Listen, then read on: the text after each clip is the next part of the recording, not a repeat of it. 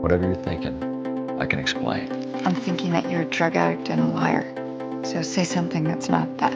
Susan, listen. Is it so horrible living with me? I mean, do I make you so miserable that you can't even face me without numbing the pain? Of course not.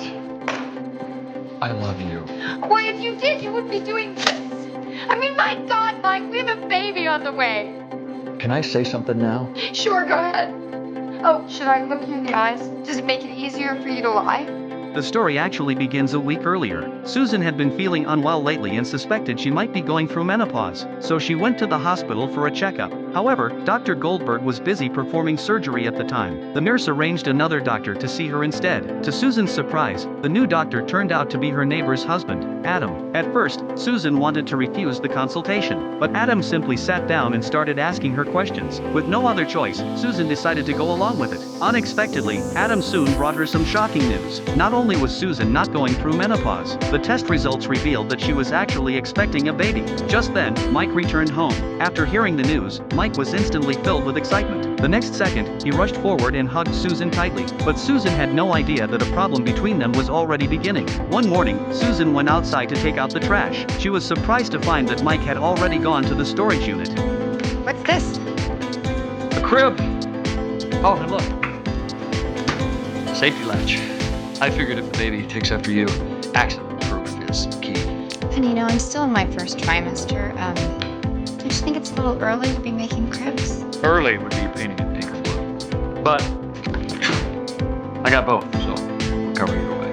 Seeing how much effort Mike was putting in, Susan felt incredibly happy. What surprised her even more was that Mike had placed his favorite football team's badge on the baby crib. But to give their child a better future, Mike started working harder than ever before. Even after hurting his arm, he refused to take a break. To continue working, he quietly used medication for his injury. However, Mike's secret was eventually discovered. One day, while Mike was taking the medication, Bree happened to see him. Worried that Bree would become suspicious, Mike quickly claimed he was only taking aspirin for his shoulder discomfort. But just as Bree was about to ask more questions, Mike quickly made an excuse and left. However, because he was so nervous, he accidentally dropped one of the pills, and that allowed Bree to discover the truth. After comparing the medication, Bree quickly realized that what Mike was taking was definitely not aspirin. Realizing how serious the situation was, Bree immediately called Susan. So when Mike returned home, Susan immediately confronted him. Bree thinks you're doing drugs. She found this on her kitchen floor, and it's not aspirin. Yeah, my shoulder's been hurting lately. She says it's a narcotic, and it's highly addictive, given your history. Whoa, Susan, these were prescribed by a doctor right after my accident. I found a couple in the medicine cabinet and I've been carrying them around in case my shoulder hurts. Really? Yeah, really, they were the last two.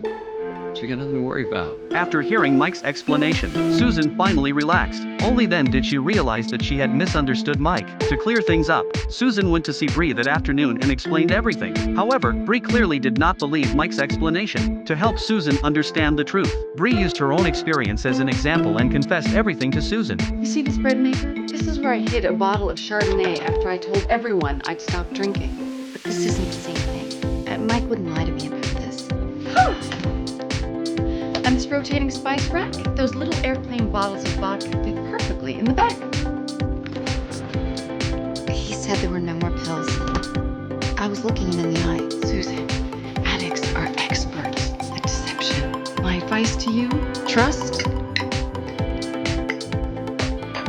verify. Bree's words deeply affected Susan. After returning home, Susan immediately started searching for where Mike might have hidden the medication. But even after searching the entire house, she still found nothing. Just when Susan started believing she had misunderstood Mike, she suddenly heard a strange sound coming from the flashlight in her hand, and Susan's biggest fear finally became reality. That night, when Mike returned home, Susan pulled out the medication and questioned him. Seeing this, Mike tried to explain himself, but Susan was too upset to listen, and that led to the scene shown at the beginning of the video. With the misunderstanding becoming more serious, Mike knew he could not let things continue this way, so he finally decided to tell Susan the whole truth. I didn't tell you about the pills because I didn't want you to feel guilty. Me feel guilty. When I put in that water heater from McCluskey, I really wrenched my shoulder. The doctor told me I should take a break, but I didn't, because that was the day we found out you were pregnant. And from then on, all I have heard about are car seats and strollers and $10,000 preschools. It didn't seem like a really good time for me to quit working. I really need any of that stuff. Yeah, You say that now. But when Benjamin Hodge is in Harvard and our kid's just a plumber like his dad, I just want to be able to give him the advantages I never got. The only advantage he needs is to have a healthy dad who's not doing this.